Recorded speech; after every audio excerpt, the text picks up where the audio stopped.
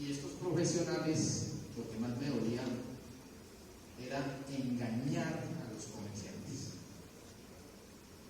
El otro principio que yo les decía a ustedes es la disciplina. Y la disciplina para mí es lo más importante, porque gracias a la disciplina yo he podido hacer 2 carreras con la observación de que cumplí un sueño de niño. Hice las 2 carreras simultáneas, yo soy abogado, soy administrador de empresas y nunca he dejado de estudiar. Y las personas que me rodean, esa es siempre mi recomendación, todos los días se aprende. El día que yo pasé mi vida sin aprender algo, para mí es un día perdido.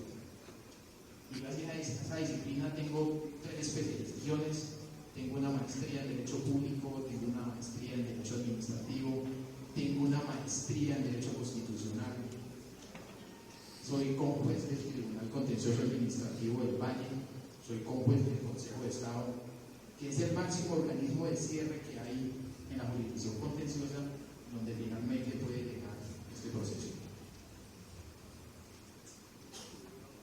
Estas reflexiones se las hago simplemente con el corazón en la mano como profesor universitario, porque siempre que yo inicio mis clases les digo a los alumnos, sí, la ley se gira en un triángulo, que es la ley que está encima, donde está la validez de la norma y donde está la justicia. Y nosotros vemos que nuestros mal llamados padres de la patria son las personas que hacen las leyes en Colombia. Pero por el solo hecho de que sea la ley válida, ¿qué quiere decir válida? Que cumplió todos sus requisitos procesales o de forma dentro de los debates internos, no quiere decir que esa ley sea justa. Lo bonito y lo ideal en la ley es que, además de ser válida, sea justa. Así que nosotros aquí lo que estamos reclamando realmente es justicia. Y no estamos, Álvaro, mendigando nada. Estamos pidiendo justicia y justicia para ustedes, que se lo merecen.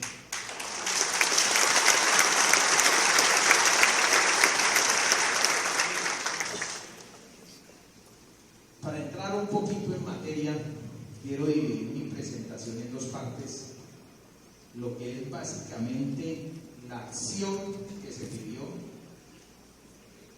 Y esta acción es una acción reparatoria, indemnizatoria. Pero esta acción es disímil o diferente a una acción ordinaria. La acción que yo instauré es una acción de grupo. Y una acción de grupo, después de la expedición de la Constitución de 1991, que mal o bien todos han escuchado, se compone de 4 tipos de reacciones. La más conocida y de pronto muchos de ustedes han hecho uso es la acción de tutela. A la par de la acción de tutela existen 3 acciones constitucionales más que las personas de pronto no escuchan con regularidad, pero estas son la acción popular, la acción de cumplimiento y la acción de grupo, que fue la que finalmente yo instauré. Y esta difiere en muchos aspectos frente a una acción ordinaria. La acción ordinaria hubiera tenido grandes limitaciones y si yo finalmente hubiera optado por ese tipo de acción, hoy no estaríamos aquí parados.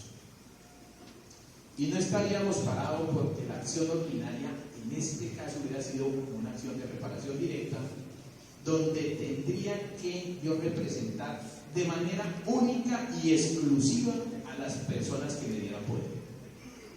La acción de grupo, en cambio, como se trata de una acción de tipo constitucional, es una acción que tiene además una acción preferente en su trámite. Y tiene una característica especial, que yo como abogado coordinador no únicamente represento a las personas que me otorgaron poder, sino que la ley hace una ficción legal y extiende todos esos efectos para aquellas personas que no se hicieron parte del grupo.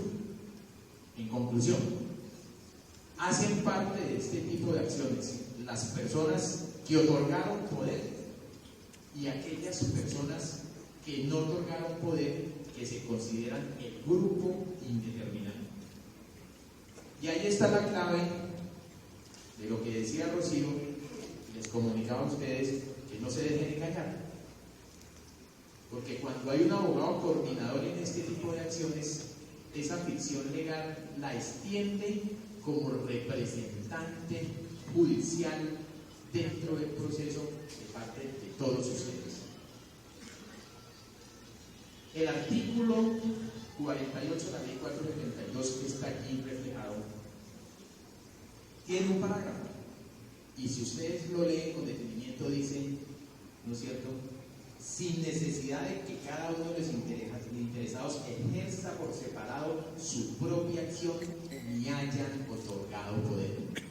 Entonces fíjense que la ley es muy clara, y no es que yo les venga a echar aquí un cuento, porque a mí me gusta todo lo que yo afirmo esté respaldado en la Constitución o la ley, lo que de pronto no hacen otros abogados. La pregunta entonces que se les viene a ustedes de manera inmediata es, entonces, ¿cuándo puedo hacerme parte yo dentro de este proceso? Porque la realidad es que se trata de un proceso que se inició en el año 2008, ya hace 7 años, 8 años. El problema es de 10 años, pero el proceso como tal se inició en el 2008 y ya tiene una sentencia favorable. Y esa sentencia favorable cobijó al grupo que dio poder y también al grupo no representado judicialmente. ¿Qué se trataba de decir entonces por los abogados que eran los mercaderes de ilusiones? ¿Qué se trataba de decir? No, es que ese señor apenas representó a 36 y por lo tanto los 1858 los puedo coger yo. Es que los 1858 comerciantes no representados judicialmente también yo los defendí dentro del proceso. Y es que la suma que finalmente quedó determinada en el proceso judicial y plasmada en la sentencia no sale al azar. Esa suma que pondera el juez en 348 millones de pesos para cada uno de los 858 y que al proyectarla entre todos da los casi 650.000 millones de pesos es gracias a un trabajo que se hizo dentro del proceso. Y es que el trabajo dentro de este tipo de acciones tiene 2 componentes. Estamos dentro de una acción que es de tipo declarativa. ¿Qué significa eso? Lo primero que debo hacer yo es llevar al convencimiento jurídico al juez de que ustedes han sido afectados. Esa es la primera. Y ese convencimiento tiene que uno remontarse no únicamente a la Constitución y la ley, sino a la jurisprudencia. Y la jurisprudencia ha desarrollado el tema de la responsabilidad. Y en el tema de la responsabilidad ahí se encuentra de que efectivamente la entidad demandada era responsable por una figura que se conoce que es el daño especial. ¿Y en qué consiste el daño especial? El daño especial es un desequilibrio en las cargas públicas. La jurisprudencia del Consejo de Estado ha dicho de que nosotros como ciudadanos estamos en el deber de soportar las cargas públicas, pero las cargas públicas normales. Cuando esa carga pública se desequilibra y pasa a la normalidad, esa normalidad de la carga pública que se pone más pesada para algunas personas tiene la vocación de ser indemnizada. Y fue lo que ocurrió aquí. Es diferente esta hago el paréntesis allí, creo que es la 7ª reunión que hacemos y aviso que es la última que hacemos y la última vez que creo que yo me paro a hablar con ustedes. Me encantaría hacerlo cada 8 días, pero creo que ya el tiempo no nos lo da. Siempre hago el mismo ejemplo y siempre doy el mismo ejemplo. Es diferente, ¿no es cierto?, yo tener que soportar un trancón. Y si yo pasaba por la 15 y para llegar al centro se me armaba pues un dolor de cabeza, pues me demoraba 2 o 3 horas para llegar a un punto, pero muy sencillo. Y yo no vuelvo a pasar por allí, tomo unas rutas alternas. ¿Qué significa? Esa es una carga normal. ¿Cuál? La mía. Pero hay otra carga que es la normal. ¿Y cuál es esa carga normal? La de ustedes. Es que no es lo mismo yo entrar a un trancón, que si tengo que volver mañana por ahí no entro, sino que paso por otro lado, a ustedes que tienen que soportar la obra encima. Y si a usted encima de eso le pasan la calzada frente del establecimiento de comercio, pues por Dios, eso no es una carga normal. A mí que no me vengan a meter los dedos a la boca los demandados. Eso es una carga totalmente anormal. Y si encima de eso le dicen a usted, vea, eso lo vamos a tener cerrado apenas 6 meses o 8 meses, y resulta que pasan los 6 y 8 meses y esa obra no va ni por la mitad. Entonces, la otra pregunta es, ¿lo que me deben de pagar es los 6 meses de ahí para allá adicionales o de los 8 meses hacia adelante? No. Tienen que pagar los 6 meses y los 8 meses que supuestamente decía el contrato. ¿El contrato de qué? Intervención de la obra del contratista que estaba haciendo la calzada. Pero además de eso, me tienen que pagar también indemnizar el retraso. Entonces el tema del retraso no es lo indemnizable. El tema del retraso lo que hizo fue agravar su perjuicio. Eso lo que hizo fue agravar su perjuicio. Y ese perjuicio agravado también es indemnizable. Lo otro, terminaron la obra. Ahí estábamos en la parte final, estamos en la primera parte que es la parte declarativa del proceso. ¿Por qué se declaró responsable a las entidades demandadas? La otra, y no menos importante, es la parte probatoria, la parte financiera. ¿A cuánto asciende entonces ese perjuicio? Estoy demostrando que sí, efectivamente sufrió un daño, pero ese daño tiene que ser tasable económicamente.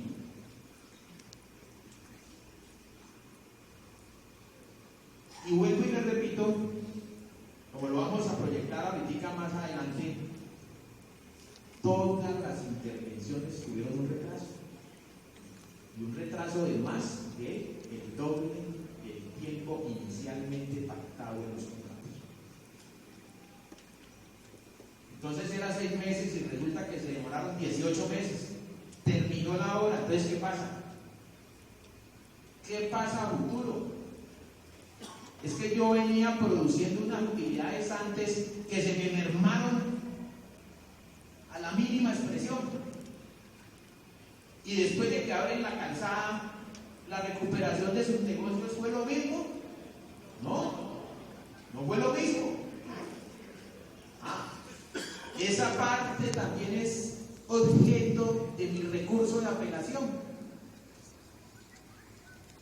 Porque para el juez, esa recuperación por parte de ustedes, mis queridos comerciantes, es de 3 meses. ¿Cuánto se ha visto? Esa recuperación es imposible. Primero, porque no es real que ustedes en 3 meses estén nuevamente funcionando como estaban antes. Segundo, porque incluso la vocación comercial de muchos inmuebles cambió. Y si la vocación de los inmuebles cambió, pues obviamente la recuperación del negocio no va a ser nunca.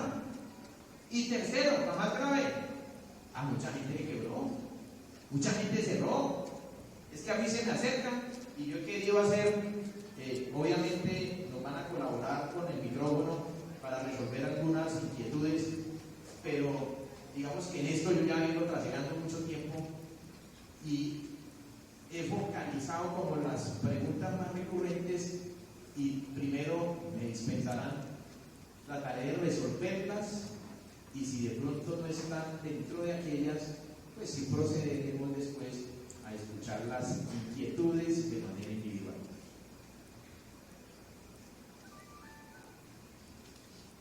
La otra pregunta que generalmente se recurre: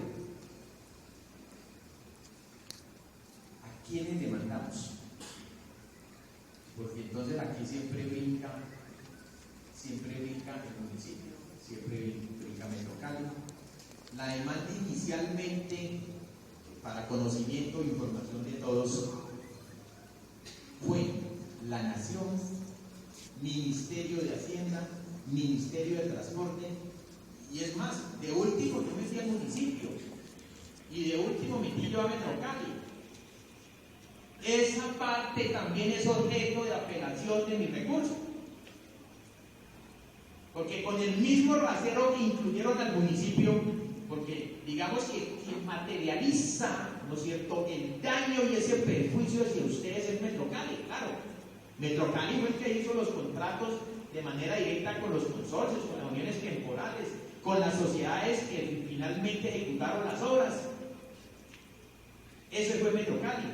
Pero la pregunta es: ¿quién hace parte de la Junta Directiva de Metrocali?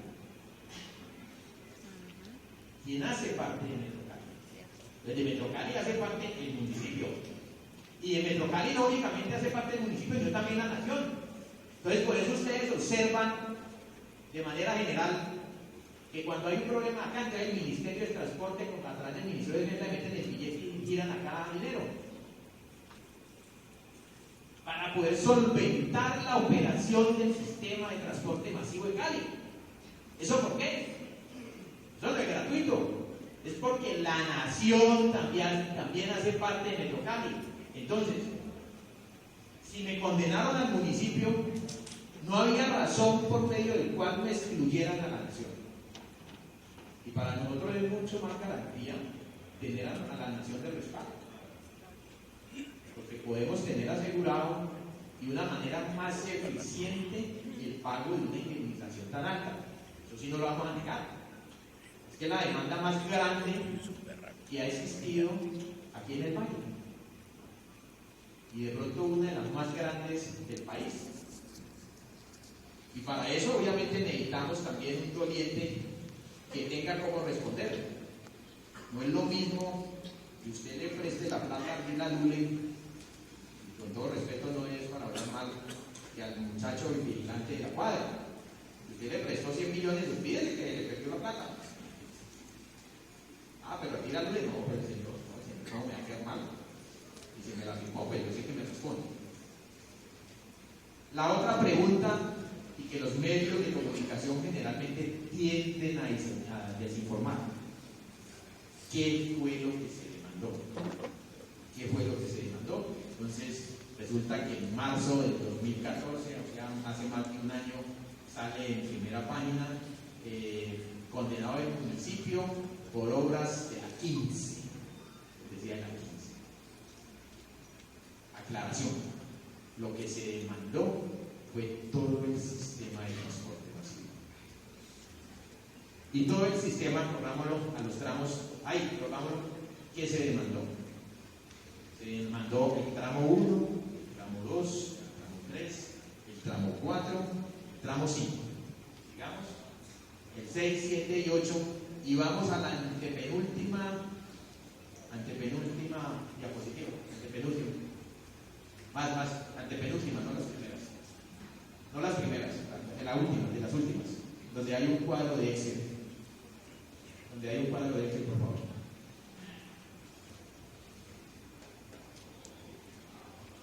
Un cuadro de Excel. Ustedes no colocaron la mía. ¿Pasa? ¿Cuál es la última diapositiva? Ahí no está mi memoria, estamos en la memoria mía. Bueno. Ya regresamos y explico esa parte. Explico esa parte porque sobre todo necesitamos el acompañamiento por parte de ustedes en los puntos específicos contables y financieros. En esos puntos son importantes.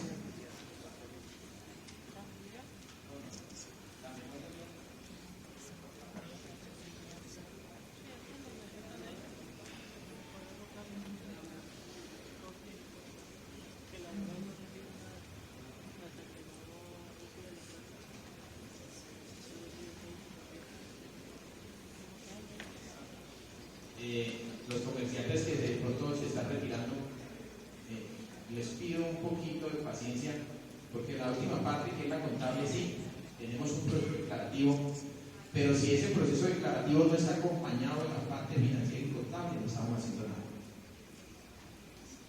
No hacemos nada porque lo importante es lograr una buena indemnización.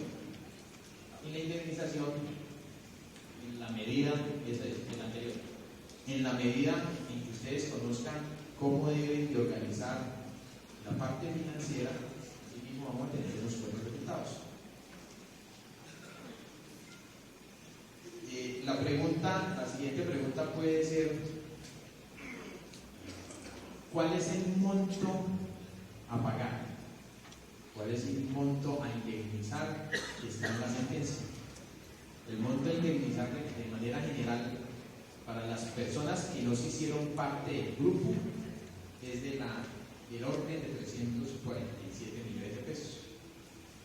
Con la aclaración, y eso lo hace la sentencia, ya se lo digo a ustedes, Rocío, la pueden bajar por internet, es que ese es el tope máximo.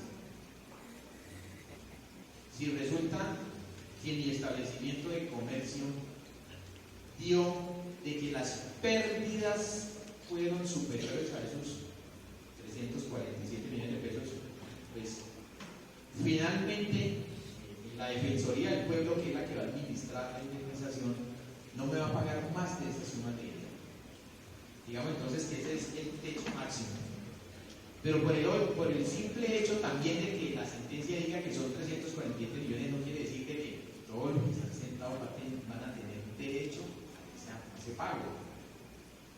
Porque si resulta que yo demostré financieramente, por eso es importante que de pronto lo escuchen, si yo demostré que mis pérdidas fueron 20 millones, pues 20 millones me pagarán, no los 347.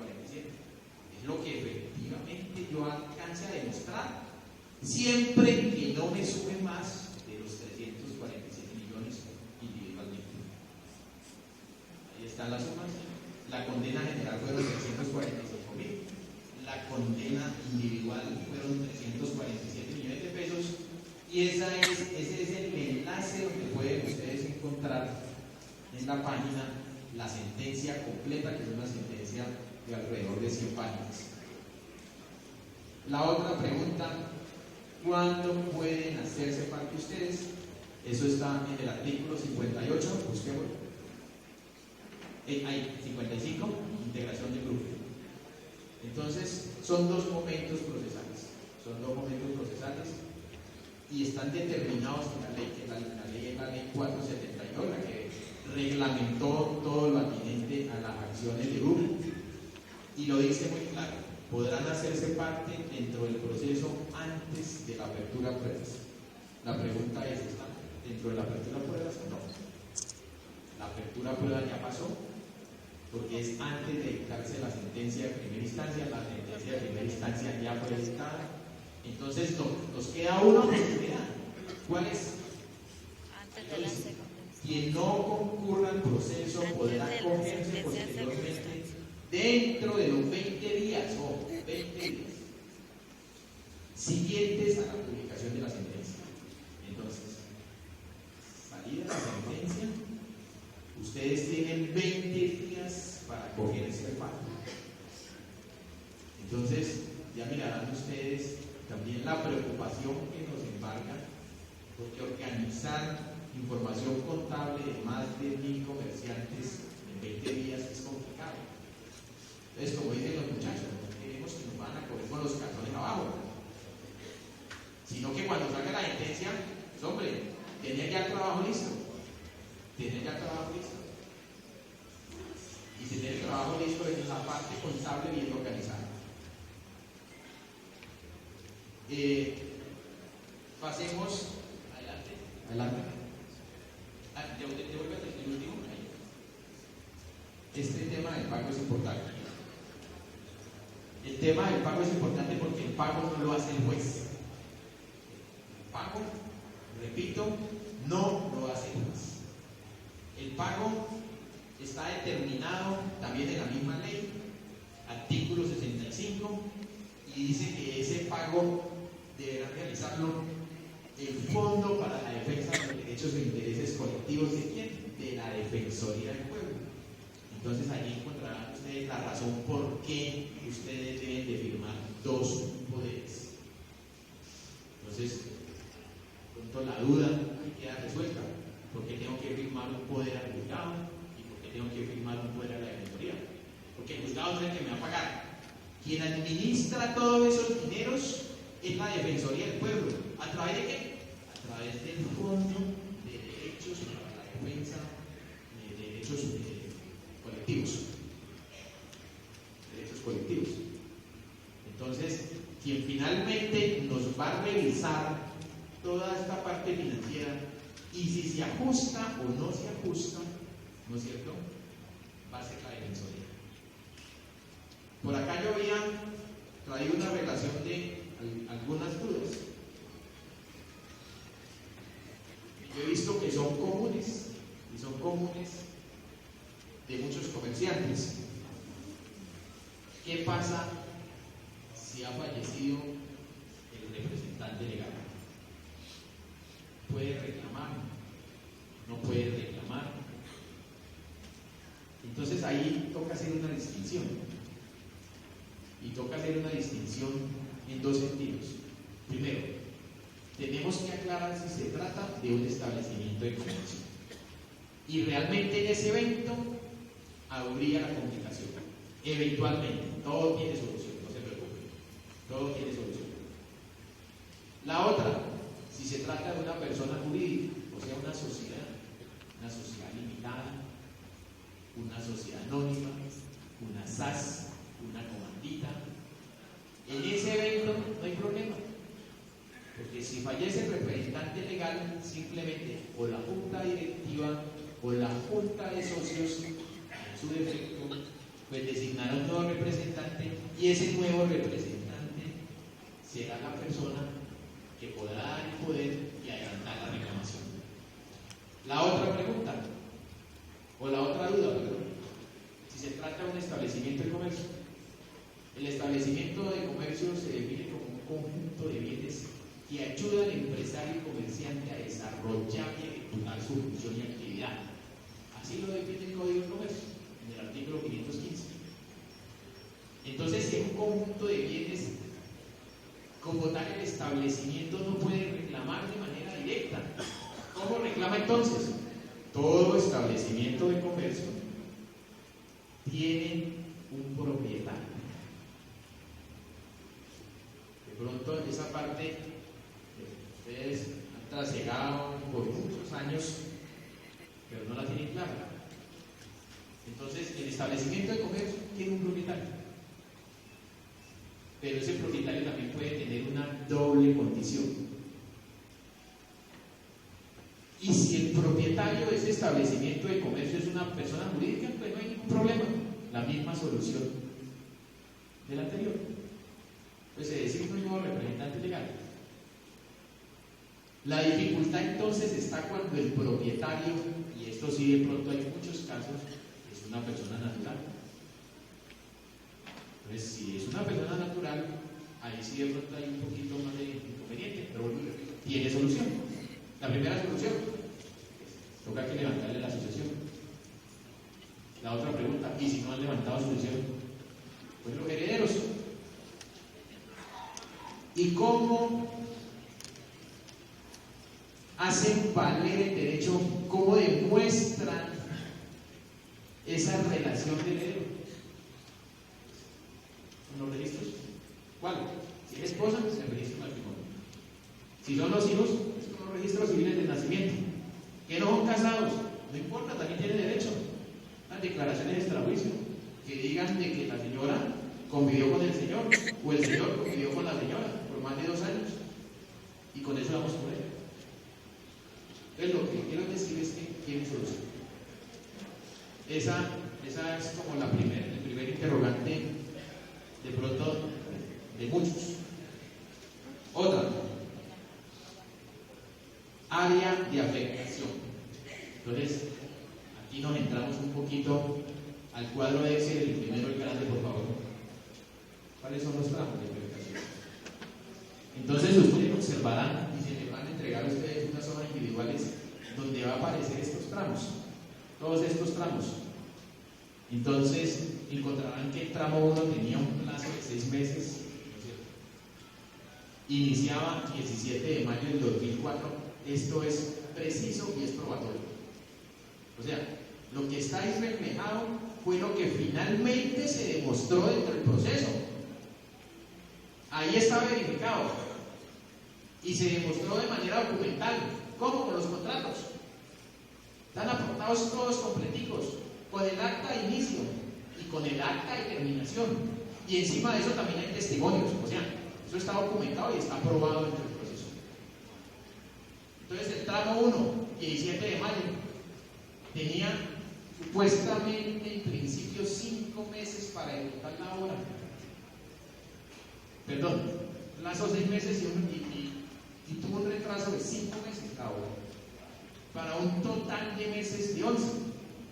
Ahí encuentran ustedes los kilómetros que fueron afectados. La pregunta es, únicamente reclaman lo que está en ese primer tramo, que es en la carrera primera, entre calles 44 a 70. ¿No? ¿Y no por qué? Porque también nosotros contamos con un dictamen pericial, que es el dictamen financiero dentro del proceso. Y dentro del proceso se logró demostrar que el área afectada o de influencia era a 2 kilómetros de lado y lado de donde estaban las calzadas o por donde se hizo la intervención de las obras. Es que a mí no me pueden decir que únicamente se afectó donde le levantaron ahí la calle, porque es que el acceso de pronto a las personas que estaban alrededor también fue afectado. Entonces, la recomendación que se hace, ¿cuál es? Hombre, como se le van a entregar a ustedes las hojitas a la salida, ubiquen en qué tramo está. Pero no me vayan a preguntar, no, pues que no está exactamente en esa dirección. No, es que de pronto no está en esa dirección. Busquen la más cercana. El área de influencia. El área de influencia son 2 kilómetros al lado y lado, y eso no lo estamos inventando nosotros, no lo está inventando el abogado, no lo está inventando la asociación. Eso está documentado en el dictamen pericial y financiero, que es la prueba reina dentro del proceso. Entonces, no me detengo a revisar cada uno de los tramos, porque ellos se los van a pasar a ustedes y en principio, entonces, el favor que se les pide a ustedes es identifiquen cuál es el tramo. Dentro de los papeles que se le han entregado a ustedes, a mí se les van a entregar lo que yo he llamado una hoja de ruta. Y en esa hoja de ruta está el nombre del establecimiento o de la sociedad, si se trata de una persona jurídica. La dirección de contacto, esa es la otra. Digamos que aquí vamos a hacer un trabajo a 3 manos. El primer trabajo por parte de ustedes, estudiantes, que son los que tienen la información de primera mano. Y tienen la información de primera mano porque son los que saben exactamente cómo se comportó su negocio dentro del término del plazo que hubo en la intervención de las obras. ¿No es cierto? Y al menos ustedes deben de llenar esa información básica. Entonces, por eso es importante que ustedes ubiquen el establecimiento de su sociedad, que es la persona jurídica, dentro del área de influencia que se les está marcando allí. Entonces usted sabrá cuándo realmente y la fecha exacta que inició y la fecha exacta en que terminó.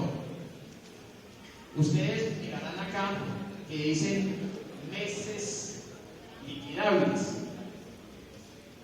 ¿Por qué meses liquidables? Tiene un plan para volver en el tramo 1 del ejemplo. Supuestamente el contrato se iba a ejecutar en 5 meses, tuvo un retraso de 6 meses, para un retraso total de obras de 11 meses. 5 más 6, 11. Total fueron 11. Si partiéramos de la base del fallo judicial, serían 3 meses más para un total de 14. Como ese punto ha sido objeto por parte de apelación, la sugerencia, y para nosotros curarnos en salud, es que con su contador, de la mano con él, proyectemos 3 años más. Y si proyectamos 3 años más, los meses liquidables serán 47. Ahora me preguntarán ustedes, ¿por qué incluyo 3 años? La semana pasada se aportó un antecedente jurisprudencial del Consejo de Estado, y se aportó al tribunal, que es el inferior, donde un fallo, una plaza de mercado Neiva, el Consejo de Estado estimó que la proyección y la afectación era a 5 años, y que se iba degradando al 20% hasta llegar a 0. Entonces es mejor que tengamos esa información a la mano, porque en el evento en que se modifique el fallo y resulta que ustedes apenas me proyectaron a 3 meses, pues nos va a quedar el trabajo corto y lo vamos a pasar incompleto. Entonces es más fácil, ¿no es cierto?, que si ustedes pasan los 36, recortarlo. ¿Sacaron? Es más fácil recortarlo. Yo no le puedo inventar y meterle más. Es más fácil entonces que si la segunda instancia me dice, no, es que no son 3 meses, ese lucro cesante futuro y la afectación fueron 4 años, o fueron 3, o fueron 2, o fueron 1. Entonces, si ya tenemos nosotros ese colchón, pues podemos trabajar con más utilidad. Pasemos a la siguiente. Aquí hay un cálculo que también, no se preocupen, se les va a entregar. Y es un ejemplo, y como en la mañana hablábamos con don Álvaro y Rocío, el equipo financiero de él, se hizo el arbitrio juris, porque el tema de los 3 meses fue el arbitrio juris, así se llama, el arbitrio juris del juez. Entonces, arbitrariamente nosotros tomamos un presupuesto de 95 millones arrancando del año 2004, una utilidad neta presupuestada, una utilidad neta ejecutada, la variación anual, que sería la diferencia entre esa utilidad neta presupuestada y la utilidad neta ejecutada, y una variación mensual. Esa documentación es importante que venga firmada por el representante legal o el propietario y su contador. Entonces, no se trata de estado de resultados dictaminados, en cuyo evento requeriría un revisor fiscal, no dictaminado, es certificado simplemente. Entonces, ahí me adentro a la preocupación de muchos. Y muchos comerciantes dicen, no, es que nosotros no vamos a reclamar porque nos van a ir a explicar. Entonces nos vamos a meter en problema. Si ustedes observan, los años de la afectación es máximo al 2009. La DIAN no puede venir a revisarle, ¿no es cierto?, una información financiera de más de 5 años. ¿Dónde ha visto? Es que las entidades demandadas por estrategia también utilizan meterle miedo a la contraparte. bastante. Y parece que ha sido muy efectivo. Porque no únicamente se han comido el cuento los comerciantes, sino incluso hasta sus asesores financieros. Y entonces los asesores financieros dicen, no metamos en eso. ¿Cómo así? Es que usted no fue el que sufrió la pérdida, todos ustedes, los comerciantes. Es de descaro esta gente. ¿Cómo así?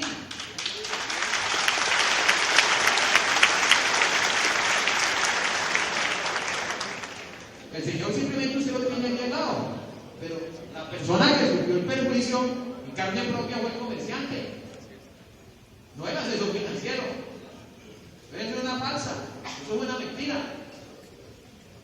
Es que vamos a recibir, otra pregunta, vamos a recibir un pago. Entonces, muchos dicen, yo soy del régimen simplificado, me imagino que el régimen simplificado será la mayoría, el 70%, no sé. Me van a reclasificar al régimen común. Es que lo que se va a pagar no es producto de unas ventas o unas utilidades que ustedes hayan ejecutado en un ejercicio. Es que el pago que ustedes van a recibir es el producto de un fallo judicial.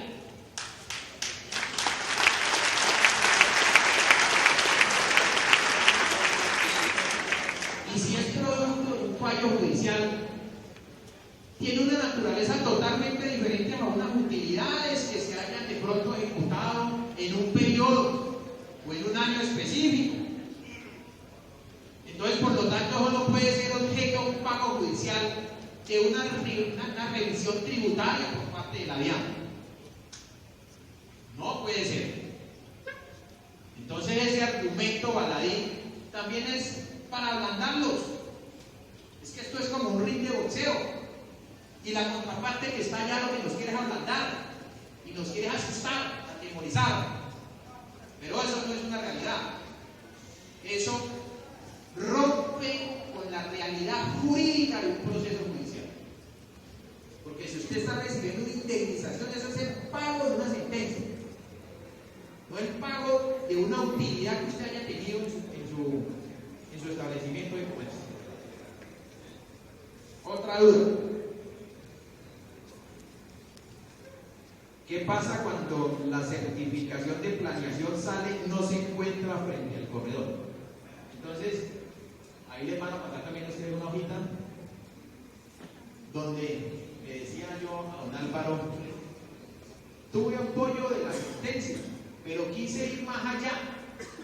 Uno tiene que ser como precavido. Entonces, es mejor pecar por exceso y no por defecto. Entonces, en esa medida, lo que hice yo fue incluir ahí la certificación de planeación o la entidad equivalente. Hombre, es que esa no es la única forma de probar de que su empresa, su compañía, su establecimiento de comercio estuviera sobre ese sector o la calzada donde hubo la intervención de la vía, o lo que el fallo denominó el área de afectación. Como ya les había yo referenciado, en el Peritane se dijo que el área de afectación son 2 kilómetros al lado y lado. Entonces, las personas que no tengan la certificación, pues no hay que alarmarse. Tenemos otras formas. En el RUT, por ejemplo, que entrega la DIAN, la Dirección de Impuestos de Aduanas Nacionales, ahí aparece una dirección. Y además, y a falta de esta, en su Cámara de Comercio también aparece la dirección. Que no me vengan a decir que esos 2 documentos contentivos de unas direcciones no son prueba idónea y suficiente para demostrarte que efectivamente mi establecimiento de comercio estaba sobre el área afectada. Claro que sí. ¿Quién ha dicho que no? Eso es prueba suficiente.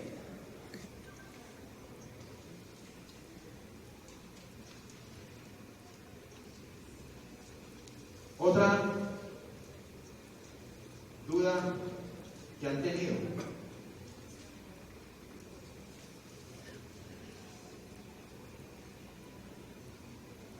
tiempo de afectación y el lucro cesante. Área de afectación ya se dijo. El tiempo de afectación, pues ya ustedes lo van a determinar de manera clara y específica allí.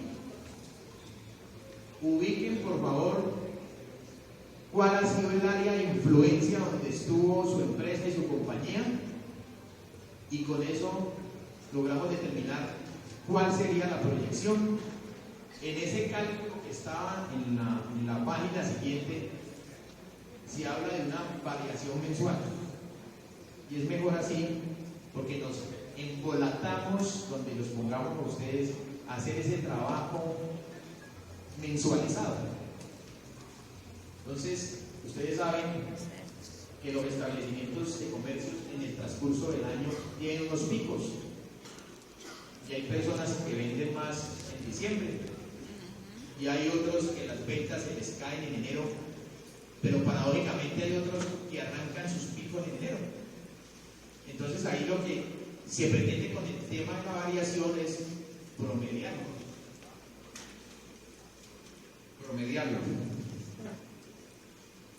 Finalmente, no quería dejar pasar este momento para hacer referencia a la parte política. Claro, yo no soy político, no me interesa. Mi labor es, y espero que siempre sea profesional, un profesional íntegro del derecho. Pero sí me llamó la atención. Ustedes tienen una causa, y una causa que sí, yo di la portada, pero una causa que ustedes tienen que defender. Me causó sorpresa que no hayan lanzado a uno de sus miembros al consejo. Dejaron pasar las inscripciones, creo que fue hasta el sábado pasado, viernes.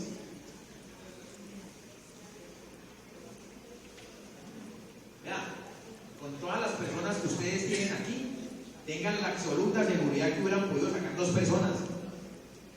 Y 2 personas que no pretendan unos intereses simplemente políticos. Por eso a mí me dio esta rabia decir que, o escuchar por ahí, que iban a venir unos políticos acá a sacar réditos. ¿Cuándo han sacado la cara por ustedes? Y máxime cuando escuché que fue un político que me dio palo por las redes sociales. Y lo que decía, Llané Consejo, Edwin Asamblea, Partido Conservador, ¿qué hacen? Ah, bueno, ya lo sacaron. Ya sacaron. Entonces, sale este señor y dice, ¿cómo así? Es que van a atacar el erario público, el patrimonio. ¿Cómo así? Volvemos al mismo cuento, es que aquí no estamos mendigando plata.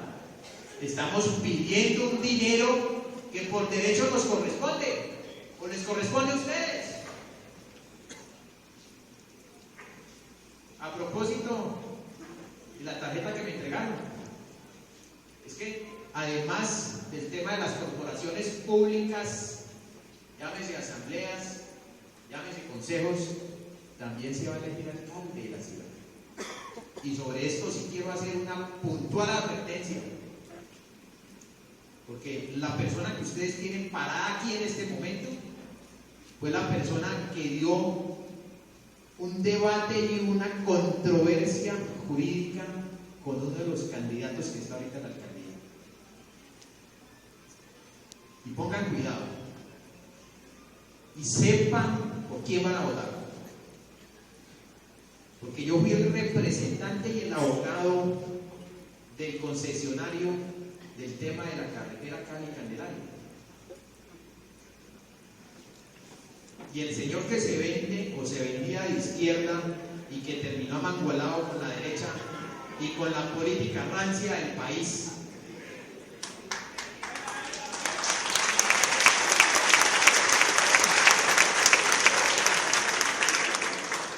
El señor después de que yo gané mi proceso en un laudo arbitral, se dedicó a la estrategia. No es que yo hable mal de la izquierda, pero aplicó la estrategia que la aprendió muy bien Pedro, donde Angelino aquí me presentó 32 acciones contra mi fallo, ya ganado en última instancia. Entonces se consiguió unos áulicos y me presentaron acciones populares, me presentaron acciones de tutelas, todas las perdidas. Estoy hablando año 2004. 2004 salió la sentencia. Cuando se fue el señor, pretendió entonces pagar los 8 años de conflicto que me metió.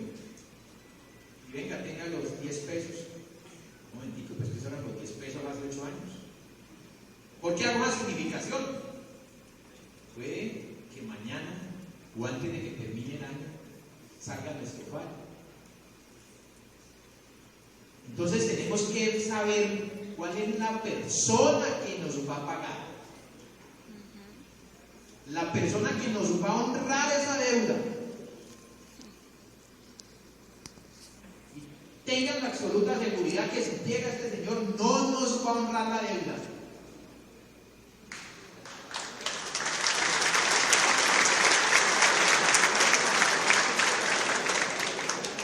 Estoy seguro que va a buscar una plataforma política con este proceso y va a querer hacer marchas. Como no puede caminar en silla de ruedas, pero entonces se victimiza y se va a victimizar, tenga la absoluta seguridad. Y la platica que de pronto ustedes deben de recibir de manera clara, célere, rápida, se nos puede estar demorando. ¿Por qué? Y les digo con conocimiento de causa, porque el fallo que yo tuve de primera, de segunda instancia y los 32 procesos que le gané al señor, esta es la hora que el departamento todavía no se ve plata. Porque finalmente se tiraron a las 550. ¿Pero por qué tiraron a las 550? Por la postalación financiera en que dejaron el departamento. Simplemente quería hacerles esa pequeña reflexión. Nosotros podemos también decidir el futuro de nuestra ciudad. Muchas gracias.